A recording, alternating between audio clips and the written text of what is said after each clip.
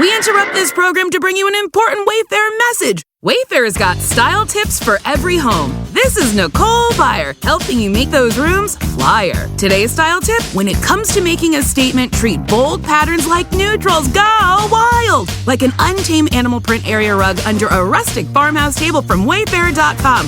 Ooh, fierce! This has been your Wayfair style tip to keep those interiors superior. Wayfair, every style, every home. Breaking down every game, every day in Major League Baseball. This is the Baseball Betting Show. Here is your host, Greg Peterson. Hello, my brother. Hello. Welcome to lovely Las Vegas for the Baseball Betting Show with myself, Greg Peterson, now part of the VSiN family of podcasts. We've got a great podcast for you guys. In segment number 2, we're going to be joined by Rob Donaldson. He does a great job over at the All Eyes podcast. He's going to be joining me, breaking down some of the games. He's also done a great job with stolen base props this season, so we're going to be talking a little bit about those, some of the criteria that he looks up to on that front. And on top of that, we're going to be taking a look at some of the big surprises to the positive and the negative that we've gotten thus far this season. In the final segment, going to give you guys picks and analysis on every game on the betting board for this MLB Friday as we touch them all. If you have a question, comment, segment idea, what have you for this podcast, you do have one of two ways we offer those in. First one is my Twitter timeline at @GNet_81. Keep in mind, letters EM. The name does not matter, so as per usual, please do send these into the timeline. Other way is find an Apple Podcast review. If you rate this podcast 5 stars, it is very much appreciated. From there, you're able to fire in whatever you'd like to hear on this podcast via that 5-star review. Did not get in any Twitter questions today, but we got a little bit of cleanup from the late game on Wednesday, and then we got to turn it forward to what we all saw on Thursday, try to find some trends, and try to get to know these teams a little bit better. Games from yesterday is Greg buzzing about. Here is the rowdy recap. After the St. Louis Cardinals completely gas-canned their game on Wednesday with Giovanni Gallegos giving up 2 home runs and 3 runs in total in the 9th inning, the Cardinals gave up an 11 spot on Thursday to lose 11-7. So if you flip that around, 7-11. The St. Louis Cardinals, they're always open to disappointing this year. As Captain Jack Flaherty, he is the captain of the poo-poo platter. He got 7 outs, he gave up 10 runs, all of which were earned, including a home run. Going deep for the Angels, Luis Renifo, his second home run of the season. Griffin Canning was not dominant. He gave up 5 runs in 5 innings, including a home run of his own to Dahami Edman, his 5th home run of the season, but more than good enough to be able to get the job done. Aaron Loop gave up a pair of runs while getting a pair of outs out of the bullpen, but yeah, Tucker Davidson, Matt Moore, both give you a scoreless inning. Chris Davinsky, 1 1/3 inning scoreless, and for the St. Louis Cardinals, Chris Stratton, 2 scoreless innings. You also had the Woodford and Jake Woodford come in, 1 unearned run given up in 1 2/3 innings before Jojo Romero and Drew Verhagen combined for 3 scoreless innings, but damage was done by your good friend Jack Flaherty. Our DK Nation pick on Wednesday somehow, someway hit. We needed 5 runs in the 10th inning from the Seattle Mariners to get it done 7-2 as Adam Oller gives up 5 runs, 4 of which were earned in the 10th inning and gets DFA'd on Thursday, so that's just great. JP Sears had 6 scoreless innings go completely down the toilet because Domingo Acevedo gave up a run in an inning. Sam Maul got a pair of outs out of the bullpen scoreless, but Zach Jackson allowed a game-tying home run in the 9th inning to A.J. Pollock, his 4th of the season. Then Eugenio Suarez went deep off of Oller for his 3rd home run season, and for Logan Gilbert, gave up 2 runs in 6 innings for the Seattle Mariners, but the Oakland A's could not hit the bullpen as Matt Brash, 1 2/3 innings scoreless, Gabe Sphere, Penn Murphy, pair of outs out of the bullpen, and Trevor Gott, he got as he had a scoreless inning, but for the Oakland A's, just complete and utter sadness for them on Wednesday, and then on Thursday, they lose by a count of 5-3. By the way, if you took the over on 8.5, this game was 5-3 in the top of the 4th inning. It didn't go over, so yeah, that's a relatively rough one, but for George Kirby, got roughed up early on in this game, giving up 3 runs, but was able to make it 7 innings after J.J. Bleday was able to get his 1st home run of the season, and Drew Rosinski, KBO legend, got destroyed for the Oakland A's. 5 runs surrendered in 3 2/3 innings as he gave up a home run to Taylor Trammell, his 1st home run of the season. From there, the Oakland A's bullpen was actually good. Many people are wondering where that was yesterday, as Spencer Penn, Richard Lovelady, along with Austin Brewer and Rico Garcia, they were all able to give you a scoreless inning. Sammy Long, 1 1/3 inning scoreless, but for the Seattle Mariners, you had Justin Topa and Paul Sewald hold down the fort with a scoreless inning apiece. DK Nation write-up pick. It now goes to 10-2 in my last 12 as we had the under in the Mets versus Tigers game. Tigers get a pair of home runs in the first inning, and that was all the scoring that would be had. 2-0. The Detroit Tigers get it done as the Mets get swept, by the way, by the Tigers. They're now down to 16-16. For Verlander, he gives up those home runs in the first inning, but didn't look bad. He gives up 2 solo home runs over the course of 5 innings as Javi Baez got his second home run season, Riley Green his third. Problem was, his offense did nothing as Eduardo Rodriguez was dominant. Gives up 1 walk, 2 hits, 9 punch-outs, and 8 scoreless innings before Alex Lang pitches a scoreless 9th inning. And for the Mets, you had Jeff Brigham, Dominique Leone, and Drew Smith all supply a scoreless inning. The Milwaukee Brewers gave up 9 runs in the final 2 innings of their loss to the Colorado Rockies. 6-9 the final. Very nice, but for the Rockies, they just completely got into this Milwaukee Brewers bullpen as Wade Miley was probably left out there a little bit too long, gives up 3 runs over the course of 6 innings, but Peter's just a lucky, who was very good for the Milwaukee Brewers to begin the season. As a matter of fact, he entered into this game with a 0.66 ERA. He yacked this one up. He gave up 5 runs and he got 1 out. Yeah, Joel Payamps give up a run in an inning as well before Tyson Miller. He has to get a pair of outs out of the bullpen. And for the Brewers, they did get a trio of home runs in this one. Rowdy Tellez, his 9th home run season. Christian Yelich, his 4th. And then you had home run number 1 of the season for welcome back Tyrone Taylor. Those all come off of Connor Siebold, who gave up 3 solo home runs over the course of 5 innings. He did have Pierce Johnson give up 2 runs in the 9th inning. Brian Hand, though, scoreless inning, and Nick Mears gives up 1 run in 2 innings. But that's a sweep for the Colorado Rockies at home over the Milwaukee Brewers that seem to be regressing. Patrick Corbin Day was not pleasant to many.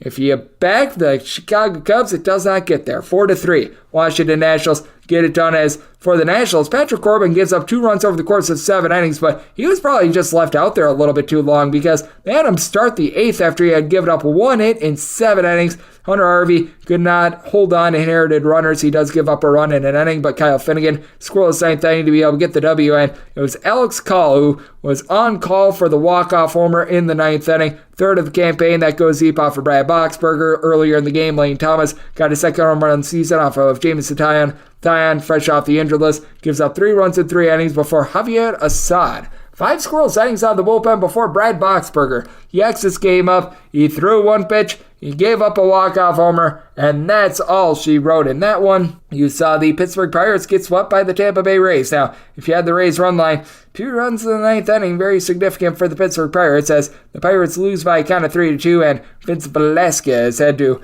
exit this game early. He went 3 innings, gave up just 1 solo run, going deep for the Tampa Bay Rays off of him. 1 at Taylor Walls, his 5th home run season. Then you'd have Randy Arozarena get his 8th home run season, and Yandy Diaz get his 8th home run season. For Yandy Diaz, he gets his home run off of Robert Stevenson, who allowed a run in an inning. The other home run came off of Jose Hernandez, who allowed that home run in his inning of work before Dwayne Underwood Jr. gives you 2 scoreless innings, and Colin Holderman a scoreless inning. But for the Tampa Bay Rays, Zach Eflin was pretty Eflin good. 10 punch-outs and 7 scoreless innings. Ryan Thompson, scoreless inning before Jason Adam gave up those 2 runs that may have costed you a little bit of a run line there. You saw the Baltimore Orioles and the Kansas City Royals get into a slugfest 13-10. The Kansas City Royals fall to the Baltimore Orioles as Grayson Rodriguez, not the start that the Orioles were looking for. Gives up 3 home runs, 6 runs in total over the course of 3 2/3 innings. For the Royals, you had Kyle Isabel get his 1st home run of the season, Salvador Perez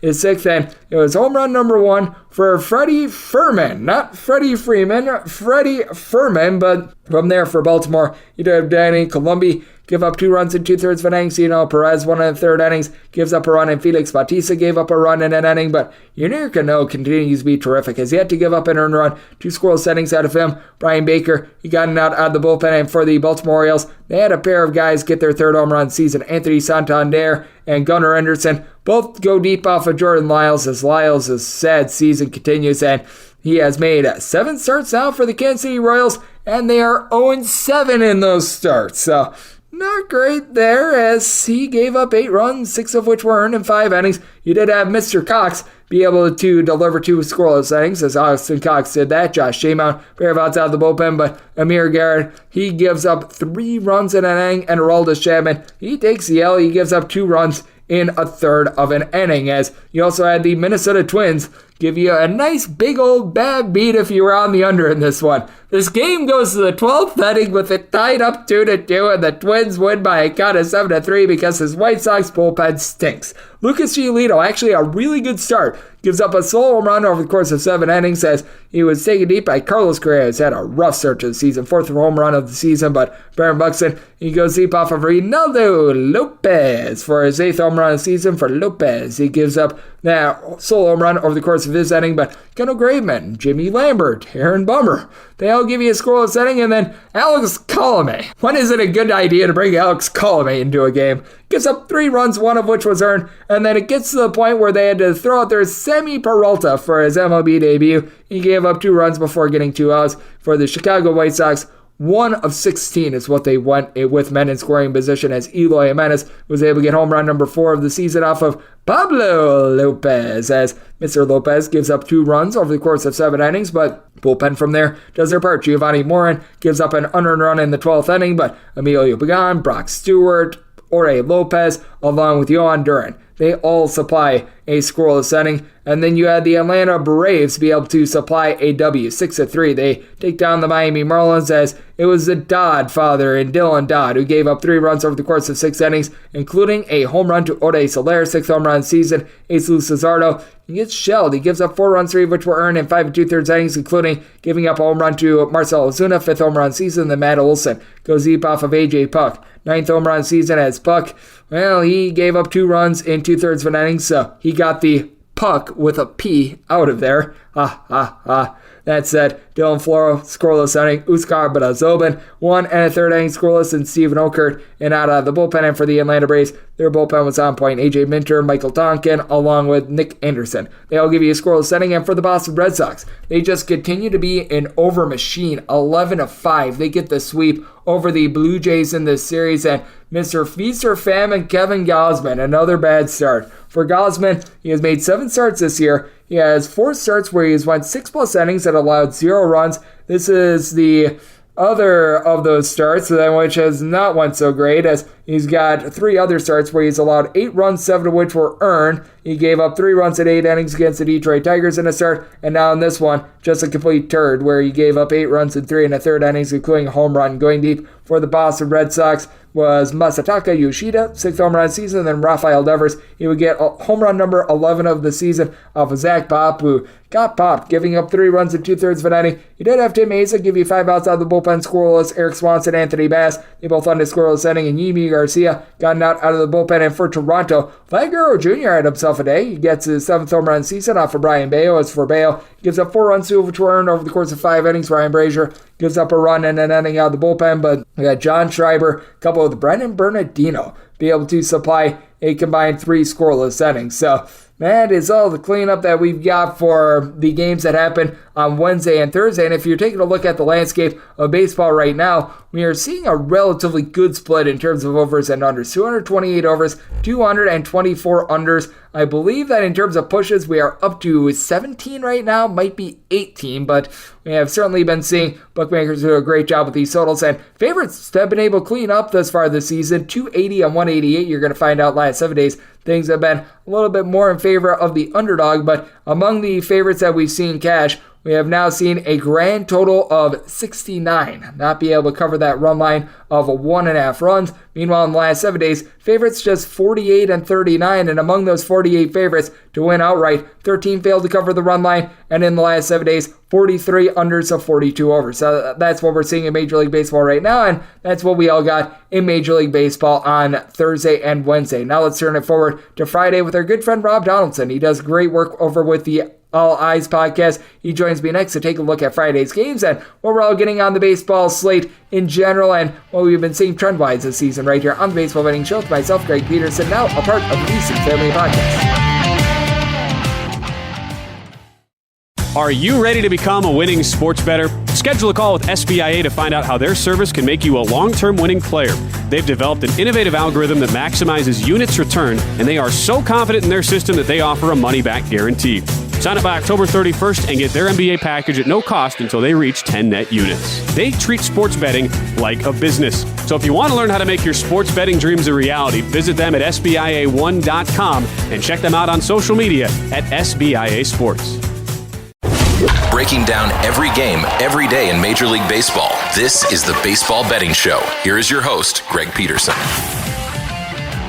And we're back here in lovely Las Vegas for the Baseball Betting Show with myself, Greg Peterson, now part of the VSiN family of podcasts, and it is great to be joined by this man as we've got Rob Donaldson aboard. He does great work co-hosting the All Eyes podcast. You're able to find that on his YouTube page, youtube.com/Rob Donaldson, and you're able to find him on Twitter at RobDFB. That is just ROBDFB altogether, as Rob does a great job taking a look at baseball. You're able to catch his show pretty much every weekday, taking a look at some player props, taking a look at some sides, some totals, and he, much like myself, when baseball isn't in full swing, does a great job on college basketball as well. And Rob, great to have you aboard. Thank you. Yeah, thank you for having me on, Greg. I love coming on and talking with you. I love having you aboard, Rob. And before we dive into some of Friday's games, what have been some of your big takeaways from the last few weeks? Because I just still keep getting hung up on this, and we've seen some teams that have been demonstratively good and bad, but I did not think at this point of the season we'd be talking about a 10-22 St. Louis Cardinals team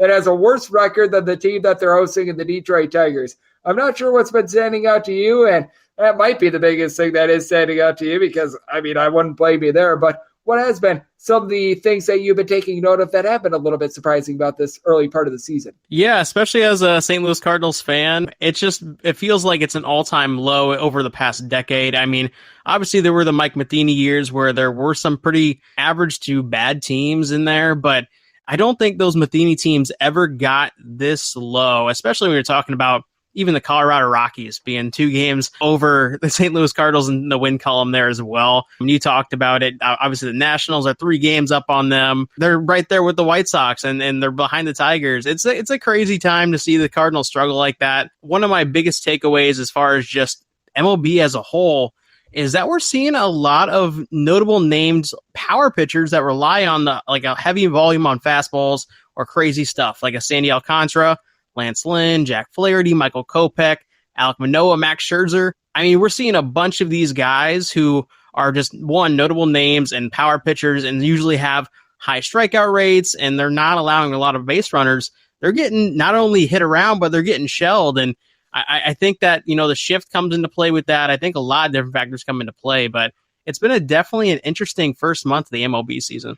Oh, and no doubt has been. We have been seeing a lot of these star pitchers having a little bit of a rough go of it to start the season, and this guy's had a little bit of a rough go of it to start the season in Corbin Burnes. Now, something that I've noticed, because I am a Milwaukee Brewers fan, truth be told, is that Corbin Burnes has actually pitched better on the road than he has at home in the last few seasons, and the good news for the Brewers is that they get to go up against Sean Manaea, which even if you take out the start that he had in Mexico City, which I do think that moving forward with both the Giants and the San Diego Padres, you'd want to be just taking out of the fold whatever happened in Mexico City for those 2 games, because that throws things way off. But even without that, he's still at north of a 6.60 ERA. And the Brewers, they're right now about minus 140 to minus 150 favorites, depending upon where you look. But how do you view this game for Friday between the Brewers and the Giants? Because I think this is a good get-right spot for Burnes, and until I see any reason to back Sean Manaea, I do not want to.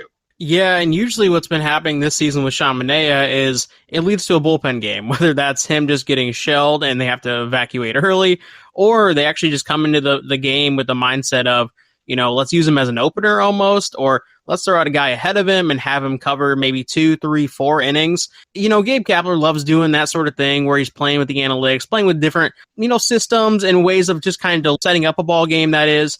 But yeah, I'm right there with you. I do think this is definitely a get-right game for the Brewers after that disastrous Colorado Rockies series, especially after coming off this most recent loss where they had it in the bag up 4-0 and it just unraveled in the 8th inning. I do think that's sort of where you kind of have to look at it almost like a fluke, but they have to close out games, obviously. So I think a first 5 there on a run line for the Brewers is definitely a good call. That's kind of where I would be leaning towards that game. And by the way, that's one of just a few bad beats that we've seen for underbettors the last few days. Anyone that had the under in that White Sox versus Twins game, oh my goodness, that's bad.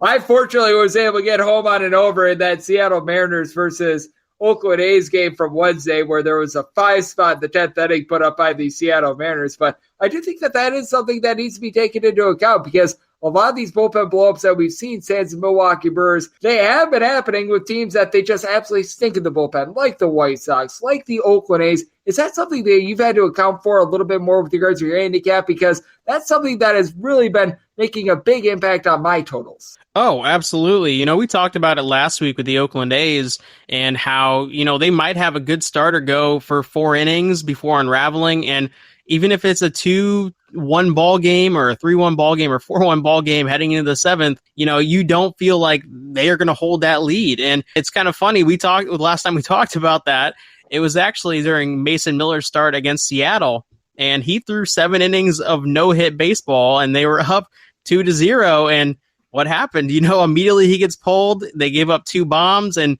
Seattle all of a sudden has a lead and ends up winning the game. And you definitely have to factor that in. And that's why I think a lot of these first 5 plays where you can kind of keep an idea of, the flow of a game in mind, and you don't have to rely on whoever just comes out of the pen, is a really good angle to take a lot of times. Yep, it certainly is. I completely agree with you there. As joining me on the podcast, we do have Rob Donaldson. He does great work with the All Eyes podcast. And one of those bad bullpens I alluded to is the Chicago White Sox in a rather pick-em game against the Cincinnati Reds. It's going to be Lance Lynn on the bump for the White Sox, Hunter Green going for the Cincinnati Reds. I don't understand why this game is a pick-em. I do think that the Reds leave a little bit of something to be desired with their offense, but this White Sox team is 0-6 in Lance Lynn starts, with 5 of those losses coming by 3+ runs. They're all sorts of banged up with their lineup. They're just a rudderless bunch and had to completely dive into their bullpen in the game yesterday. Now they have to turn around, play against Cincinnati with Lance Lynn, who's been terrible, and Hunter Green has actually been really good this year. I'm not sure if you've got a different take than I do, but I think that this is great value on the Reds, right around about a -110. We align on this game, Greg, 100%. You look at Lance Lynn's last start against Tampa Bay. I actually thought he did really well in terms of he was twirling a no-hitter through 6 innings before it just completely unraveled on the White Sox in that 7th inning. When you're giving up a hard hit rate of over 40% pretty much every single outing, and you're playing in Great American Ballpark, and it's a nice day outside, you're going to get tagged. More than likely than not, you're probably going to give up 4+ runs, and that would even be a good day for Lance Lynn at this point. So, yeah, this could definitely be one of those games where we look up at the scoreboard after 3 innings, and it's 5-1 Reds, or they have 5 runs on the board. Hunter Green, I think, has been stellar. So the fact that, like you said, the fact that this is a pick'em, I think we're getting an amazing line with the Reds, and I would even take reverse run lines up to -2.5 personally. Yeah, I do not blame you there. And Hunter Green has really been a nice find this far this season, as what was hurting him last year was giving up the deep ball. Just 1 home run allowed to 29+ innings this far this season. So I've been highly impressed there. Now, when it comes to the pitching matchup of the day, I think that it has to go to this game. You got Christian Javier going for the Houston Astros against Luis Castillo of the Seattle Mariners, and the Mariners are between -142, -145 favorites. What do you make out of this one? Because with Luis Castillo, I do think that he's a better pitcher in this spot, but when it comes to Seattle, they were able to get right against the Oakland A's, but that's not really saying a whole heck of a lot. And I do think that with the Mariners, just lack of offense in general, they entered into that series against the Oakland A's, dead last in terms of batting average. That gives me pause in laying north of -140 with them in the spot. Yeah, I absolutely agree. And Christian Javier is not a bad pitcher whatsoever. I think an under is a good play here just because of the stadium. And like you said, like you alluded to, the Mariners offense in general just has been uninspiring. And yeah, they did beat the A's, but they struggled in quite a few of those games as well. It's just one of those things where I don't think you can bet on the Mariners right now. I don't think you can bet on the Cardinals right now. There's a handful of teams really just going through it. And I do think that the Astros, getting plus money on a spot like this is definitely the side to take. I agree with you, as we do have Rob Donaldson, who does great work over at the All Eyes podcast, joining me right here on the Baseball Betting Show. And how about if we talk about a team that has been mentioned a few times, the Oakland A's? And I think at this point, as long as we're getting anything south of -$2 on darn near any Major League Baseball team, it's probably worth just fading the Oakland A's. Perhaps a Mason Miller start might be worth taking a look at, because I actually really like the way that he pitched a few days ago, to your point. But it's Kyle Mueller going up against Brad Keller, and the Royals currently have 8 wins this year. They're a hot mess, but I take a look at -150 with the Royals, and as unbelievable as it is, I think that there's good value here. I personally am looking more at the run line because I don't want to lay that juice, but until I see just any sort of a heartbeat from an Oakland A's team that had an EFA half their bullpen because they all stunk, I just cannot bet on this Oakland A's team for the life of me. Absolutely agree. I think there's a lot of like first five value when they do throw out like a Mason Miller, but Callum Mueller is just not the type of guy that I want to be backing at all in any capacity. And I do like a first five run line here. I really like Brad Keller. I also like a first five under team total for the A's as well. I just don't think their offense is there either. And if you do want to go even, deep dive into this game, Callum Mueller allows a lot of dudes to get on base, not necessarily, hard contact, but over the past 3 years, and he's only been in the league 3 years, he's top 5 in terms of stolen base success rate allowed. So you look at the top of the lineup and you see Bobby Witt, throw some money on Bobby Witt to steal a bag. I think you're probably coming out profitable. And how have you been gauging the stolen base props this year? Because I know that you've had quite a bit of success with it. Is it a case where you target a few specific teams and just a few players from those teams? Is it just going against a certain pitcher? Because I know that one guy, obviously he's not going to be pitching on Friday, but in Noah Syndergaard, he gives up like 100 million billion stolen bases. So how have you been gauging these overall to be able to find success in the stolen base prop market? If you look over the past few years, it's always the same guys throughout the entire season, game to game, that are giving up the most stolen bases. Because as we know, it's not up to the catcher a lot of times to actually throw the guys out. Obviously, that does help, and Shea Langeliers is actually a good defensive catcher in that regard. But it's just about the delivery time and getting the ball to the plate. And I definitely look at the starting pitchers in that regard when I'm targeting a stolen base prop and just seeing, which guys do allow a lot of stolen bags. I also have started to look at bullpens a lot more because this is becoming really prevalent where guys are coming in the game. And we saw a perfect example of it with Baltimore going up against the Kansas City Royals. Once Aroldis Chapman came in the game, it was a free-for-all in the base pass for the Orioles. I mean, they were running on every single pitch. They were stealing third multiple times. Aroldis just absolutely unraveled. And I do think that once you see that happen in front of you like the Royals did, I think that's going to encourage them to try to be a little bit more aggressive. So I factor in a lot of different things. A lot of it, you just have to, dial in and just say, all right, there's a lot of nice value out there. I'm just going to dial in this one particular pick. And I do like Bobby Witt a lot. Yeah, with Bobby Witt, I do think that he's got a chance to be able to steal some bags. And it's been tough for the Royals to move the line this year, but fortunately, they are going up against the Oakland A's, who as a collective have north of a 7 ERA. So that should be able to help them out quite a bit. And Rob, is there anything else on the card that you are going to be taking a look at for Friday, whether it is going to be a player or two that you like, or maybe there's a team, a pitcher that you're feeling a little bit unsure about it, and you just want to be able to watch them a little bit more before you fire in on them a little bit more in May and beyond? It's kind of interesting. I've been looking at the Rockies a lot lately just because I'm wondering if, there is some value with the team like in the absolute doldrums and has the ability to emerge out of it. And that's kind of one of the teams I've been settling on. I don't think they have a horrible rotation. I do think, obviously, getting Senzatella back is going to actually help them. Last year, he was a guy who was a little bit of a darling towards the under in the second half of the season when they finally started to extend him out past, 2 or 3 innings. When we look at the game tomorrow against the Mets, Kodai Senga on the other side, I do think he's due for probably a good outing here, especially with the Rockies and how they hit on the road typically. I kind of like taking both team totals to go under in this one, maybe even a full game under as well, or for first 5 under as well. I do think that there is actually some value with taking a run line with the Rockies as well because of that aspect too. What I think is so interesting is whether or not Antonio Senzatella is actually going to get strikeouts this year, because Antonio Senzatella, one of the ultimate pitch to contact guys. So him pitching out there in New York, I think is going to be a little bit more beneficial, and that does jack up his numbers so much. When you are a pitch to contact guy in Colorado, typically it does not go well for you. If you're able to play in a ballpark like, Oakland, he would probably be actually really good. So I always think that looking at the ballpark that Antonio Senzatella is pitching in, as well as being in New York, a little bit more of a pitcher-friendly ballpark, and something that is very friendly to us on this podcast is getting on great guests like you, Rob. You do an amazing job with the All Eyes podcast. I know that you, much like myself, have 2 main sports in baseball along with college basketball. So let the good people at home know what's all on tap for you and how people can follow along on social media and other platforms. Yeah, thank you for having me on all the time, Greg. I really do appreciate it. And, you are the gold standard when it comes to, valuable insight and transparency. And I love that. So keep doing you, and thanks for having me on. Always love having Rob Donaldson aboard. He does great work taking a look at the game of baseball, and every single time he's joined this podcast has lended great insights, much like today. So big thanks to Rob for joining me on the Baseball Betting Show, now part of the VSiN family podcast. And coming up next, it is that time of the podcast to give you picks and analysis on every game on the betting board for this MLB Friday as we touch them all. Breaking down every game, every day in Major League Baseball. This is the Baseball Betting Show. Here is your host, Greg Peterson.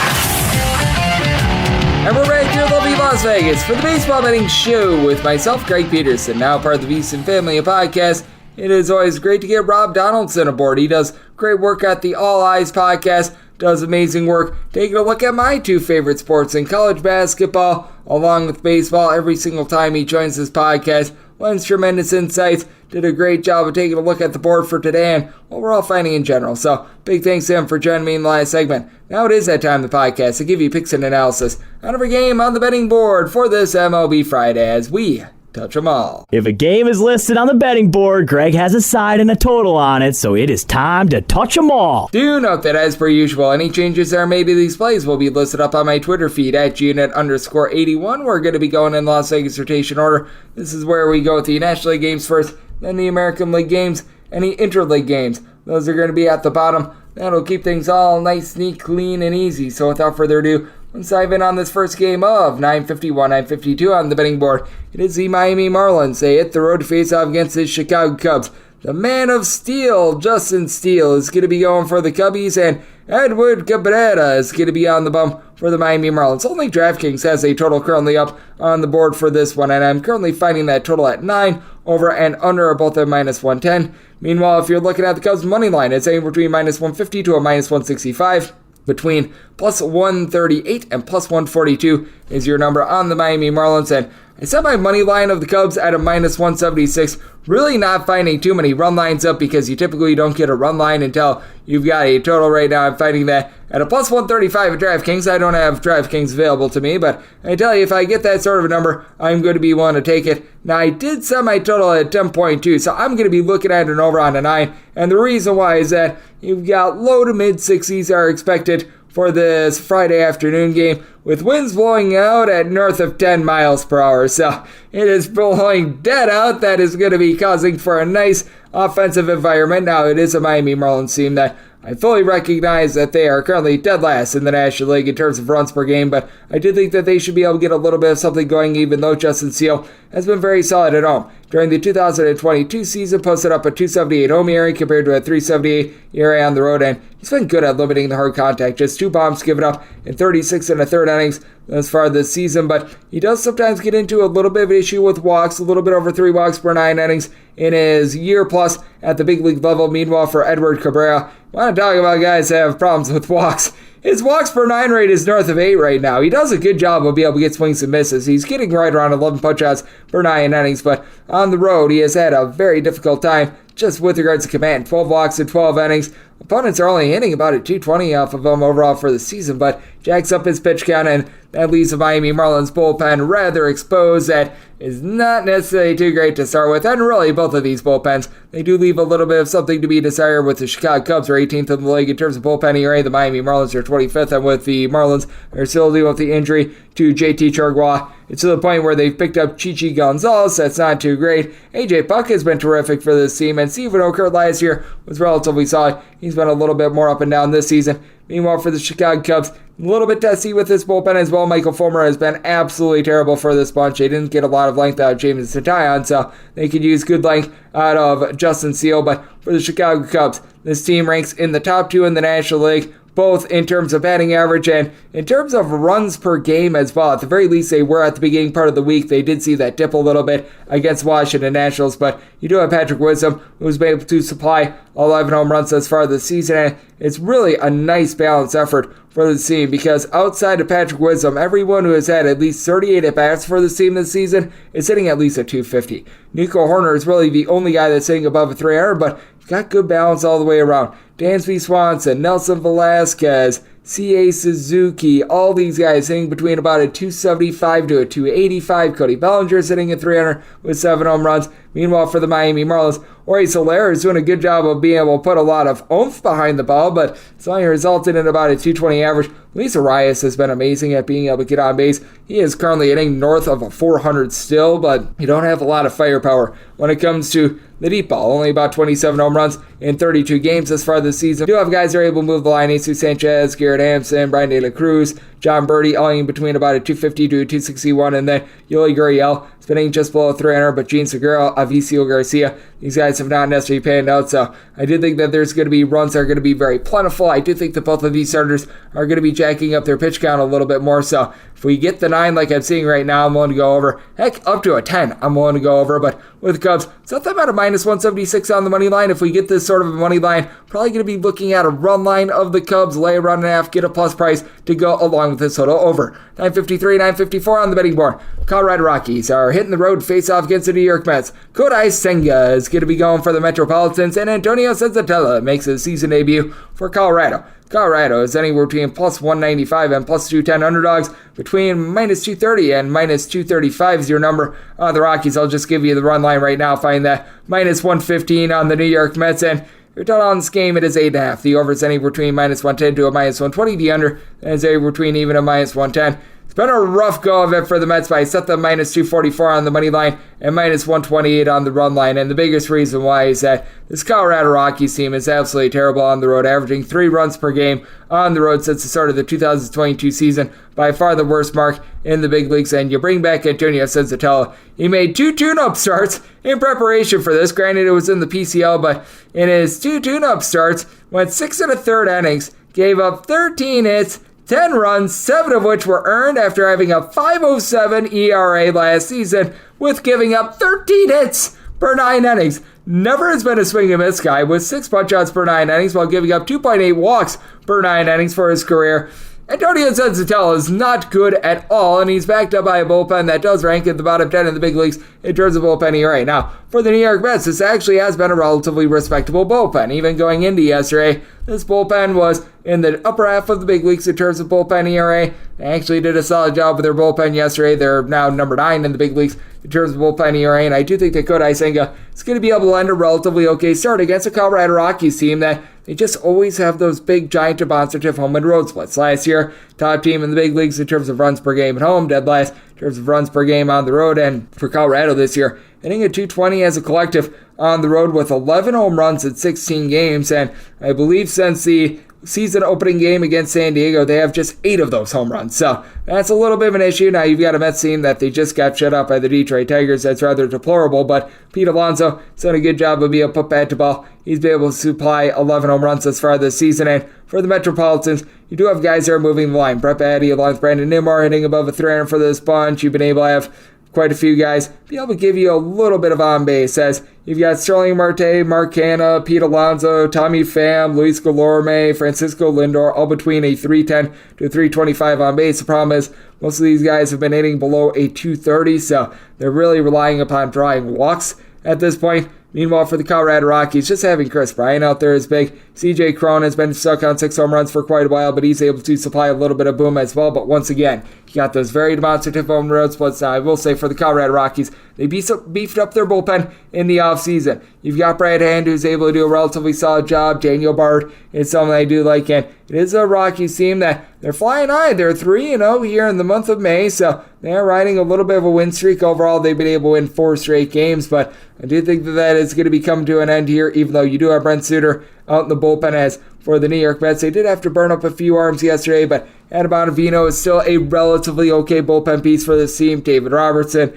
has been able to shut the door all season long. Drew Smith has been able to give you some good innings as well, and I do think that Kodai Senga is going to be able to have a relatively solid start in this one. Overall, is a 4.15 ERA. That sweeper pitch is very nice of his.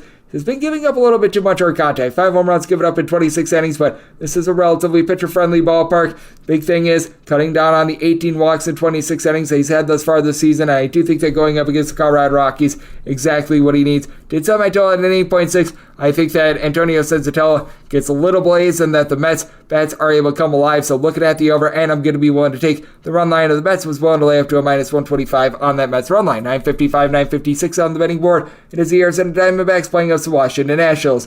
Josiah Gray is going for the Nats, and you got Merrill Kelly on the bump for Arizona and the Diamondbacks. Between minus 175 to minus 180 favorite, between plus 150 and plus 162 your number on Washington. 8.5 to 9 is your total on the 8.5. Over is minus 120. The under is even. On the 9, the under is minus 120 and the over is even. I set the Nationals at a plus 173 in terms of the money line. If you're taking a look at the run line of the Arizona Diamondbacks, currently find that in between a plus 105 to a plus 110. So this is a little bit more of a wait and see mode for me as I set the Diamondbacks minus 173 on the money line. I'm right now seeing as low as a minus 170 pop up onto the board here. I would like to be able to get more of a plus 175 on the Washington Nationals. I sort of doubt that I'm going to be able to get it, so I'm going to try to see if I'm able to get a plus 115 or so in terms of the Arizona Diamondbacks run line. So this is a little bit more wait and see. If I had to bet it right now, I'd be taking a look at the Diamondbacks money line, but reluctant to lay a minus 170 at this point. With Merrill Kelly, though, he has been able to do an absolutely masterful job at home,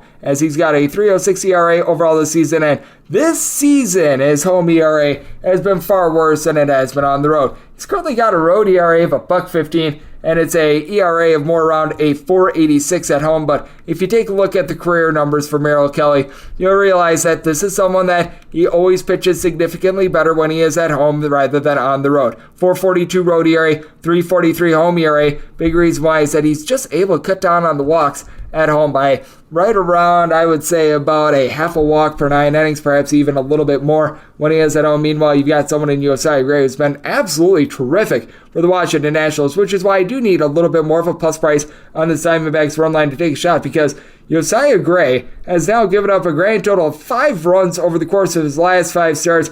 He's only gotten the team to victory twice in his 6 starts thus far this season, though, because he's had 3 out of his last 5 starts where the team has scored 0 runs for him. That has been absolutely brutal. For Josiah Gray, strikeout stuff, it is there from right around 8.5 punch-outs per 9 innings. The walks per 9 is still a little bit north of 3, but has been able to cut down on the hard contact after he was giving up darn near 2 home runs per 9 innings last season, and hard contact is right now what's eluding the Washington Nationals. 16 home runs thus far this season, as dead last in the National League. Now, you do have guys that are able to get on base and move the line, as you got Lane Thomas, Michael Chavis, Dominic Smith, all in between about 259 to a 269. Joey Meneses, and you get 275. Victor Robles, nearly a 400 on base. So these guys have been solid with that regard. And for the Arizona Diamondbacks, they hit significantly better at home than they do on the road. Road batting average for the Arizona Diamondbacks thus far this season has been 250, which that's not bad, but when you compare it to their home batting average of a 283, really does not compare, as Corbin Carroll, along with Josh Ruas, Lourdes Gurriel, Gabriel Moreno, all these guys are hitting at least a 295 at home. You haven't necessarily been able to get a lot of wallop power when it comes to this Arizona Diamondbacks team. Christian Walker is now up to 7 home runs, so he's been able to surge, and now he's hitting about a 265 along Ketel Marte of the Marte Parte, but this team has been having a little bit of a tough time of being able to send balls yard, and for both of these teams, bullpen's not necessarily too terrific. For the Washington Nationals, their bullpen has an ERA that is hovering right in the neighborhood about 4. They're 19th in the league with this regard. Diamondbacks, they're 23rd, but for the Arizona Diamondbacks, they now have Joe Bantaply back to the fold. Cal Nelson has supplied a sub-2 ERA. They're bringing Miguel Castro, Andrew Chafin in the offseason to be able to fortify things. Meanwhile, for the Washington Nationals, you've gotten some very good production out of a few guys like Carl Edwards Jr. along with Mason Thompson posting up a sub-250 ERA. Hunter Harvey has been able to do a solid job, sub-3 ERA, though he did get used up yesterday. And now you've got Andres Machado back in the fold, who's been able to do a solid job for this bunch. Problem with the Washington Nationals, though, just not being able to put bat to ball, which is why at the current numbers, if I had to bet it, I would lay that minus 170 on the Arizona Diamondbacks, but I'm in a little bit of wait-and-see mode, trying to see if I can get a little bit more of a plus number on the Diamondbacks run line and or get this up to right around about a plus 175 to take a shot on the Washington Nationals. But when it comes to the total, I set it at 7.6, being able to get between an 8.5 to a 9, looking at the under, and like I said, at current numbers, I would lay the big number with the Arizona Diamondbacks. I'm currently in a little bit more of wait-and-see mode to see if we can reduce that juice a little bit more. 957, 958 on the betting board. The LA Dodgers hit the road face-off against the San Diego Padres. Joe Musgrove is going to be going for the Pods, and Clayton Kershaw is on the bump for the Dodgers. Dodgers between minus 113 and minus 125 favorites, anywhere between plus 103 and plus 110 is your number on San Diego. 7.5 to 8 is your total on the 7.5. Over is minus 115. The under is minus 105 on the 8. Under is minus 115. The over is minus 105. Did set my total at a 7.7. All I've got available to me is an 8, and I would rather have the 8 under rather than the 7.5 over personally. Now, with the LA Dodgers, they're currently leading the National League in terms of runs per game and home runs, but they have not necessarily been able to do the world's greatest job with their batting average. It is up to a 241. A few days ago, this was down as low as a 225, but I do think that this team starting to come around with that regard, and you do have a lot of guys that have been able to do a great job of just being able to reach base in general, as Mookie Betts, Will Smith, Freddie Freeman, Max Muncy, James Outman, all at least a 373 on base, with Max Muncy 12 home runs. That currently leads the big leagues. Outman has been able to give you 7 bombs himself. Now, the bottom of the fold is where this team has really been going wrong. Guys like Austin Wynns, Trace Thompson, Miguel Rojas, hitting below 200. That's been a little bit of an issue, but the Dodgers seem to be finding that firepower for the San Diego Padres. In games not played in Mexico City, they're currently in the bottom 5 of the big leagues in terms of both batting average and runs per game. Not so great with that regard, as Manny Machado is currently hitting at 235 along Trent Grisham. He still have not been able to get anything out of Juan Soto. I recognize that the on-base is good, but he's hitting at 227 with 5 home runs this far this season. That's just not going to cut it. Austin Nola, Rougned Odor, Ha-Seong Kim, hitting below a 225. Once again, not going to cut it, especially with this Padres bullpen not doing a very good job themselves. When it comes to San Diego, in terms of their bullpen ERA, currently 20th in the big leagues, and I recognize that they don't necessarily have the Mona Lisa Vitos of bullpen ERA on the flip side with the LA Dodgers, currently clocking in right in the neighborhood of about 22nd themselves, but it's not been great outside of Josh Hader. You've got Steven Wilson, he had a sub-3 ERA last season. Brett Honeywell has been relatively okay, but that's been a little bit of an issue. And for the LA Dodgers, these guys that were so good for the team last year, like an Alex Vesia, have started to fail this team. Yancy Almonte is currently rocking north of a 7 ERA. Victor Gonzalez, Brusdar Graterol have been relatively solid. Caleb Ferguson has been able to do a solid job as well, but I do think that Clayton Kershaw, still the better pitcher in this spot, .89 ERA. He's honestly given up fewer home runs on the road than he has at home in recent seasons. Thus far this season has already allowed 3 home runs in his 3 starts on the road, but a little bit of that has just been the product of the competition that he's been playing against. And for Joe Musgrove, 2 starts, I am going to consider that start in Mexico City where he allowed 7 runs in 3 1/3 innings, a complete throwaway. That's just, he doesn't deserve that. Gave up 3 runs in 5 innings in his first start of the season against the Arizona Diamondbacks. I'm willing to default more to the 2022 numbers. We had a 3.01 ERA on the road, 2.86 ERA at home, but at home did give up right around 1.3 home runs per 9 innings. I do think that Joe Musgrove could be in a little bit of a circumstance that is sticky against an LA Dodgers team that was able to get him pretty good last season. Gave up 7 runs in 17 1/3 innings and 4 home runs against them. So I do think that the Dodgers going to be able to get to him here. Set the Dodgers at a minus 131 on the money line. Going to be willing to ride with them. Don't want the run line, even though the Dodgers have been a very good run line team, as I do think that this is going to be a bit of a lower scoring game, as I'm also taking a look at the 8 under. 959, 960 on the betting board. The San Francisco Giants play host to the Milwaukee Brewers, as Corbin Burns is going to be going for the Brewers and Sean Menez on the bump for the Giants. Giants anywhere between plus 125 and plus 133 underdogs, between minus 140 to minus 146 your number on the Brew Crew. Total on this game is 8. Under is minus 115. The over is minus 105. I did set my total at 98.2, so going to be looking at the over. Very interestingly, Corbin Burns, since the beginning of the 2021 season, has an ERA that's right around a half a point better when he's on the road than he does at home. And thus far this season, 295 road ERA compared to a 528 ERA at home, giving up just 1 home run in 18 1/3 innings when he has been on the road this far this season.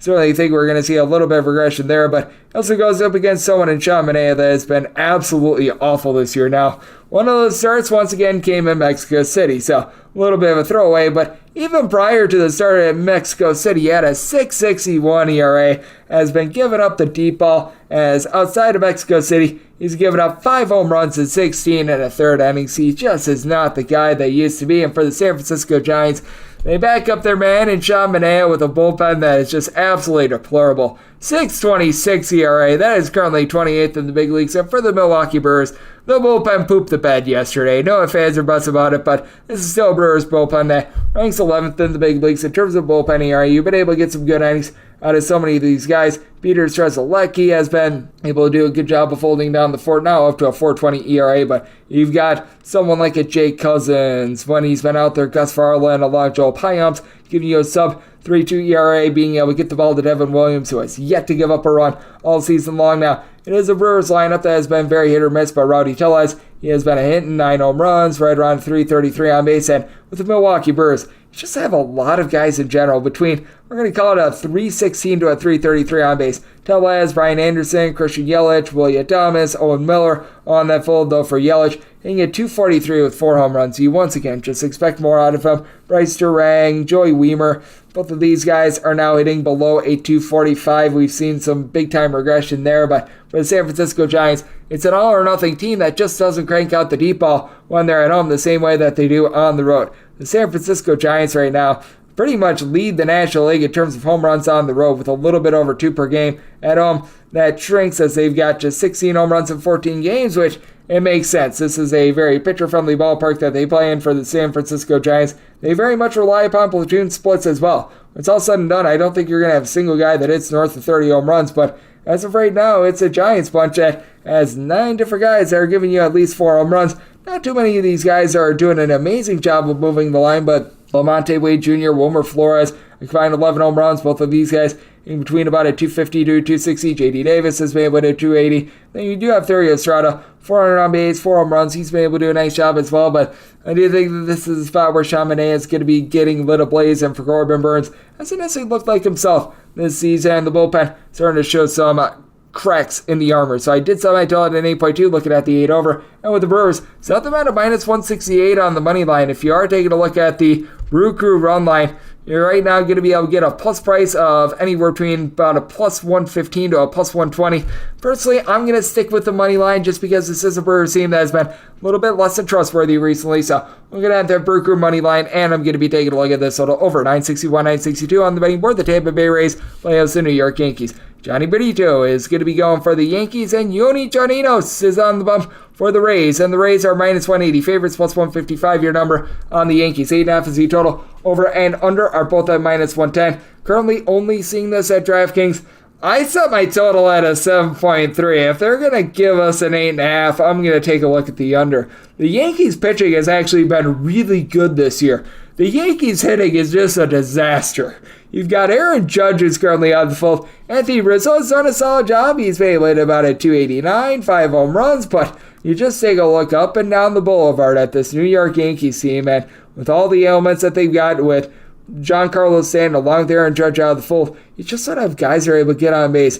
Outside of Anthony Rizzo, I mentioned before, among guys that have given you at least 50 at-bats thus far this year, you've got DJ LeMay, who's been able to hit at 260, and that is the only guy that is hitting above a 246. I mean, absolute sadness. You've got guys like Isaiah Kiner-Falefa, Oswaldo Peraza, Oswaldo Cabrera, Franchi Cordero, Kyle Higashioka, all hitting below the Mendoza line of 200. But for the New York Yankees, this bullpen has been about as rock solid as gets. Number 3 in terms of bullpen ERA. With the Tampa Bay Rays, they have been number 1 in the league in terms of bullpen ERA. So both of these seems very trustworthy with that regard. But for the New York Yankees, really other than Clay Holmes, who has been terrible, all these guys have been rock solid.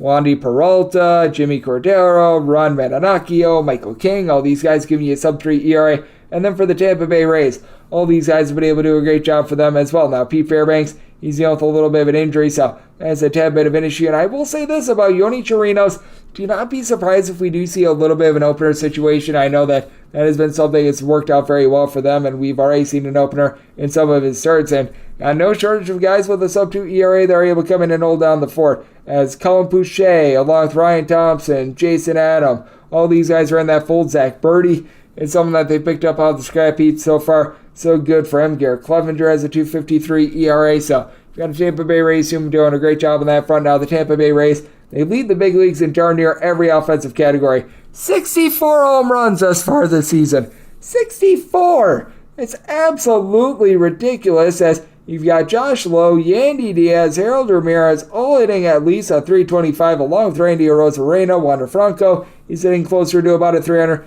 Isaac Paredes has been able to pick it up, so I do think that they're going to be able to do a solid job against Johnny Brito. But for Brito, you go back to him at the minor league level. He was only giving up right around 2 walks per 9 innings. I think that he's starting to find himself in the big leagues, as in games that he has not went up against the Minnesota Twins, he has given up a grand total of 4 runs over the course of 20 innings. So he's been able to do a solid job aside from when he does play against the Minnesota Twins. Not too much of a strikeout guy, but I do think that this total is way too high. Yankees pitching has been good. Yankees offense has been terrible. Set my total at 7.3. Going to be taking a look at this total under. With regards to the money line, I did set the Rays minus 171 there. If you are taking a look at the run line, you're going to be finding that Rays run line in the pocket of about a plus 110. If I'm able to get closer to a plus 120, I'd be willing to consider that. I am very much in wait-and-see mode on the money line. Only DraftKings has the number up there. They've got a little bit of higher juice, so it's a little bit of wait-and-see mode in terms of money line, but at a minus 170 or less, one delay with Rays plus 172 or higher, looking at the Yankees, and plus 120 or better, looking at the Rays run line, but in terms of the 8.5, looking at the under. 963, 964 on the betting board. The Cleveland Guardians playoffs to the Minnesota Twins. Bailey Ober goes for the Twins, and Peyton Battenfield is on the bump for Cleveland. Cleveland is an underdog between even money and plus 113, and between minus 120 to minus 123 is your number. On Minnesota, 8.5 is the total. Unders minus 115 to minus 120. The overs between even and minus 105. I made the Twins minus 124 on the money line, so it's pretty much at the max threshold that I'm willing to lay, but I'm going to be willing to lay it with Bailey Ober. Always has been very good with his command. Career walks per 9 rate that hovers right around 2. He's walked 5 guys in his first 11 and a third innings thus far this season, but very small sample size. I'm willing to forgive that, and overall has been pretty solid in his 2 starts. Has won 5 2/3 innings in both of those, giving up 1 run apiece. Now, they came against the Kansas City Royals and the Washington Nationals at home, but this is a Guardians team that has not battened down the hatches with regards to their offense, because you've got Battenfield out there, but take a look at the Guardians. 17 home runs thus far this season. That is dead last out of the American League, and they're only hitting at 228 as a collective, and that's a big thing, because the Guardians were second worst in the big leagues in terms of home runs last season as well, but you had so many guys like Ahmed Rosario, Andres Jimenez, Will Brandon, Oscar Gonzalez that were all hitting above 270 last year. All 4 of these guys hitting at 236 or lower. You have Jose Ramirez still hitting at 285, 17 RBI. Stephen Kwan is able to hit 270, but you know that's an issue when you've got nobody with north of 3 home runs on this team. And I will say for the Cleveland Guardians, still one of the best bullpens in the big leagues, even though James Karinchak, along Nick Sandlin, they've been a little bit more suspect than they were a season ago, but still 8th in the big leagues in terms of bullpen ERA, as you've been able to get some good innings out of someone like Trevor Steven. Angel de los Santos has been able to do a solid job along with Eli Morgan for the Minnesota Twins. Currently 13th in the big leagues in terms of bullpen ERA. Now, they had to burn through quite a bit of that bullpen yesterday with a 12-inning game against the Chicago White Sox, and with some of these guys, they were a little bit more trustworthy than others. Like, you threw out there Emilio Pagan. That's not really too much of a loss, but they did have to utilize Jorge Lopez as well, so it's a little bit of an issue. But you've got Yohan Duran, who's able to throw 100-plus miles per hour. Giovanni Morin has been very much lost this year with north of a 5 ERA, but at the same time, at a sub-3 ERA a season ago. And for the Minnesota Twins, it has been a lineup that has been having their own issues this year, but Byron Buxton is really starting to go into inferno mode. 8 home runs, hitting about a 262, but take a look at what he's been able to do over the last 15 days. 5 home runs, hitting north of a 300 in that time span, so things are turning around for him. Carlos Correa, I just don't know if things are ever going to turn around for him at this point, as he's been hitting about a 206. It's been a very sad start to the season for him. Trevor Larnach, Jose Miranda, along with another gentleman in the infield, and Eduardo Julian. All these guys are hitting at 225 or lower. And Joey Gallo, back to hitting at 206. So this is a Joey Gallo that we all know and love. But that said, you've got Donovan Solano hitting about a 270, and Ori Polanco, he's gotten back to the fold. He's hitting right around 300 as well for Peyton Banfield. Was not a swing and miss guy when he was at the minor league level. Thus far, he's been able to get right around 7.5 strikeouts per 9 innings, and I fully expect that to regress. His walks per 9 rate has been north of 5, and with him being a soft tosser that's giving up right around 5 walks per 9 innings, that is a big time issue issue. Guardians have a little bit of an edge with regards to the bullpen, but being able to get right around minus 120, I'm going to be willing to lay it with the Minnesota Twins. Both of these teams have been not able to put bat to ball much this year, so I set my total at an 8.1 as well, especially with it not necessarily being the world's warmest on Cleveland this time of year. So going to be taking a look at the under to go along with the Twins money line, 965, 966 on the betting board. It is the Kansas City Royals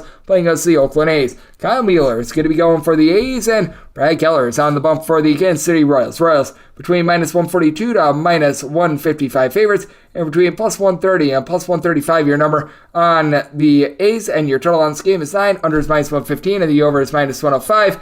I set the Royals at a minus 192 on the money line. If you're taking a look at their run line, you're going to be getting that anywhere between about a plus 125 to a plus 135. I was willing to lay a price on this run line. I am all over the Kansas City Royals, and with the Kansas City Royals, this team has been deplorable and they have been awful this year, but somehow, some way, they aren't as bad as the stench that is going on in Oakland right now. 6-26, they had to DFA pretty much half of their bullpen about 24 hours ago because of that disaster that we saw against the Seattle Mariners, and they didn't even get 4 innings out of Drew Rosinski yesterday. So those guys that they called up, like Austin Pruitt, Rico Garcia and company, they have all been now used. Richard Lovelady has been okay in the bullpen, but Sammy Long, he's not long for being in this league, north of a 6 ERA. Overall, it's an Oakland A's team that, I'm not even kidding when I say this, they've got a 6.78 bullpen ERA, and their starters are posting up an ERA that is north of 8. With Kyle Mueller, he's been one of your more trustworthy starters at a 6.28 in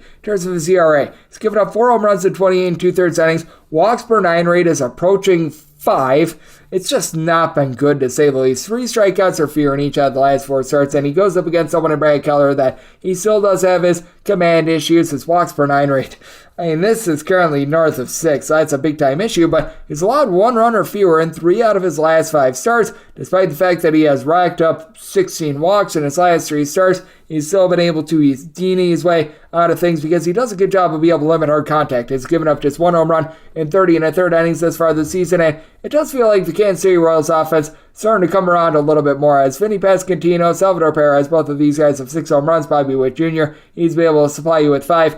Not a lot of average with this team. They're hitting at 225 as a collective. That's in the bottom 5 in the big leagues, with Pasquantino hitting at 288. Got a lot of guys like Nicky Lopez, Franmil Reyes, MJ Melendez, Hunter Dozier, Jackie Bradley Jr., Nate Eaton, all hitting at 200 or lower. But for the Oakland A's, honestly, this lineup has not been the world's worst when they've been on the road. At home, it's about as pitcher-friendly of a ballpark as it gets. So those numbers are misleading. With Oakland on the road, they're hitting at 239 as a collective, and we've got a trio of guys in Shea Langolaris, along with Brent Rooker, and Jesus Aguilar. These 3 guys have a combined 14 home runs in 14 road games thus far this season, so you get a little bit of pop there. And Sergio Ruiz has been hitting about a 250 for this bunch, and Rooker's hitting above a 300, so that has been solid. It's a little bit of a top-heavy team, as have been able to get a lot out of guys like Ryan Noda, Kevin Smith and company, but got a little bit of encouragement there with the Kansas City Royals.